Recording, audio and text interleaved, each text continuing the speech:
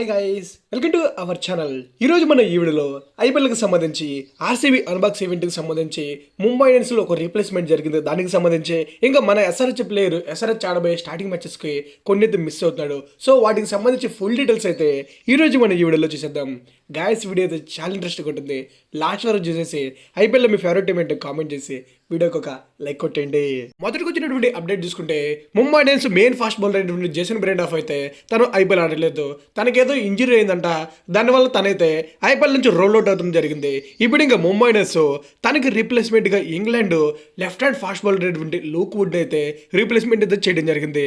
ఇంకా ఈ Luke would ఎవరో, అసలు తను మన ఇండియా పిచ్లు పనికొస్తాడా, అసలు తన బెస్ట్ రీప్లేస్మెంటే కాదని చూసుకుంటే జేసన్ బ్రెండాఫ్కి కొంచెం బెస్ట్ రీప్లేస్మెంట్ అని చెప్పాలి. ఎందుకంటే మనోడు కూడా జేసన్ బ్రెండాఫ్ లాగే left hand fast bowler and తనలాగే పవర్ ప్లేలో బాల్ని రెండు వేలు స్వింగ్ చేస్తాడు. ఇంకా కంపేర్ టు జేసన్ బ్రెండాఫ్ మనోడైతే 145 to 150 ఫాస్ట్ బౌలింగ్ వేస్తాడు. అండ్ మిడిల్ ఓవర్స్ విషయానికి వచ్చరికి ఎక్కువగా యార్కర్స్ యూస్ చేస్తాడు. ఇప్పటి వరకు మనోడు ఇంగ్లాండ్ తరపున 5 T20 మ్యాచ్లు ఆడితే 8 వికెట్లు అయితే తీయడం జరిగింది. ఎక్కువగా మనోడిని విదేశీ ప్రీమియర్ లీగ్లో మనం చూస్తూ ఉంటాం. ప్రజెంట్ మనోడు పిఎస్ఎల్లో ఏదో టీం తరపున ఆడినటువంటి 9 మ్యాచ్ల మీదే 12 వికెట్లు అయితే తీయడం జరిగింది. సో ముంబై ఇండియన్స్కి ఒక బెస్ట్ రీప్లేస్మెంట్ అవుతాడని చెప్పి నేనైతే అనుకుంటున్నా. Most probably Bumrah and Luke Wood power ప్లేలో బౌలింగ్ వేసే ఛాన్స్ ఉంది. ఎందుకంటే బుమ్రా రైట్ హ్యాండరో, మనోడు లెఫ్ట్ హ్యాండరో. అండ్ బుమ్రా కూడా 145-150 వేస్తాడు. అండ్ లూక్ వుడ్ కూడా 145-150 వేస్తాడు. ఇద్దరు బాల్ని స్వింగ్ చేస్తారు. అండ్ వాంకడే లాంటి ఫాస్ట్ బౌలింగ్ పిచ్లో వీళ్ళిద్దరి యొక్క కాంబినేషన్ అయితే చాలా డెడ్లీగా ఉంటుందని చెప్పి నేనైతే అనుకున్నా. ఇప్పుడు ఇంకా జేసన్ బ్రెండాఫ్కి లూక్ వుడ్ రీప్లేస్ చేయడం బెస్టా కాదా మీరే అనుకుంటున్నారు అనేది కామెంట్ చేసేయండి. ఇంకా మనం మరో న్యూస్లోకి వెళ్ళిపోతే అది వనిందా అసరంగాకి సంబంధించి. వనిందా అసరంగా మన ఎస్ఆర్హెచ్ టీంకి చాలా పెద్ద దెబ్బేసాడని చెప్పాలబ్బా. చాలా పెద్ద కాదులే, కొంచెం ఏంటంటే మనడు రీసెంట్గా తన టెస్ట్ క్రికెట్కి సంబంధించి రిటైర్మెంట్ని అయితే వెనక్కి తీసుకోవడం జరిగింది. ప్రెసెంట్ బంగ్లాదేశ్ వర్సెస్ శ్రీలంక మధ్య ఈ మంత్ 22 నుంచి ఒక 2 టెస్ట్ మ్యాచ్ సిరీస్ అయితే స్టార్ట్ అవబోతుంది. ఆ సిరీస్కి సంబంధించి అది శ్రీలంకకి అండ్ బంగ్లాదేశ్కి చాలా ఇంపార్టెంట్. కాబట్టి మనోడు అయితే తన టెస్ట్ క్రికెట్కి రిటైర్మెంట్ ఇచ్చాడు. సో ఆ రిటైర్మెంట్ వెనక్కి తీసుకుని ఆ 2 మ్యాచ్ల సిరీస్కి సంబంధించి తన నేమ్ అయితే స్క్వాడ్లో అయితే పెట్టడం జరిగింది. అంటే మన ఎస్ఆర్హెచ్ టీము ఆడబెట్టేటువంటి ఫస్ట్ 3 మ్యాచ్లకి మనోడైతే అవైలబుల్గా ఉండవు.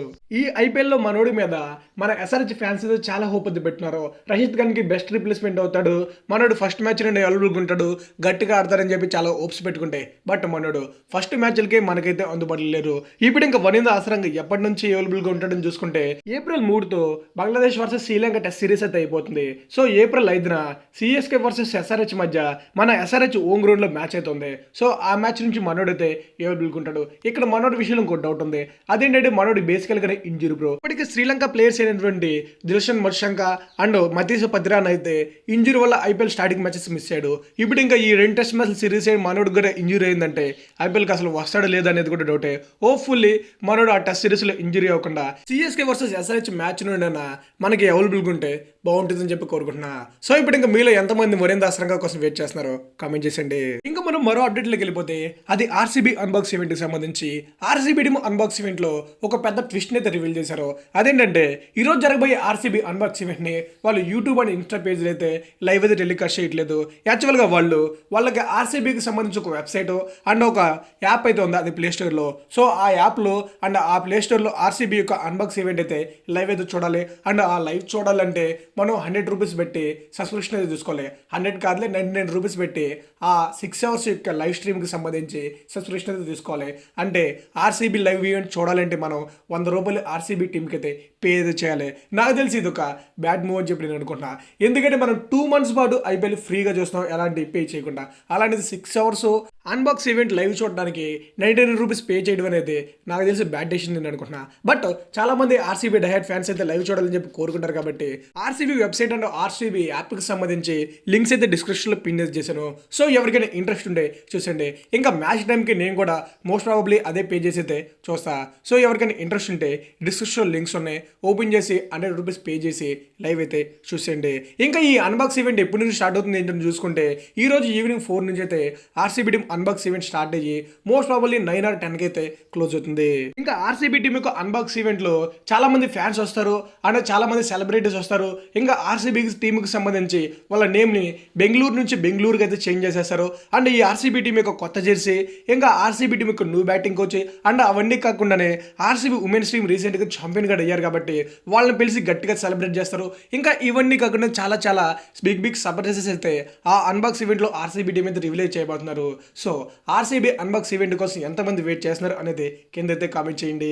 గాయ్స్ ఇంకా ఫైనల్గా ప్రెసెంట్ వచ్చినటువంటి ఐపీఎల్ అప్డేట్స్ అయితే ఇవి.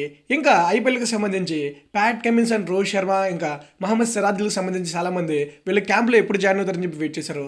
వాళ్ళంతా రీసెంట్గానే అదే నిన్ననైతే వాళ్ళ క్యాంప్కి అయితే జాయిన్ అయితే అవడం జరిగింది. సో ఇంకా ప్రజెంట్ ఐపీఎల్కి సంబంధించి వచ్చినటువంటి అప్డేట్స్ అయితే ఇవి. ఇంకేమైనా ఉంటే నెక్స్ట్ వీడియో చెప్తాను, ట్రై చేస్తా. ఇంకా వీడియో అయితే ఇంతే గ్యాస్. ఇప్పటి వరకు ఎవరైనా వీడియో చూస్తే లైక్ చేయకపోతే లైక్ చేసి నాకైతే సపోర్ట్ చేయండి. Thanks for watching. Have a nice day. See you on the next video.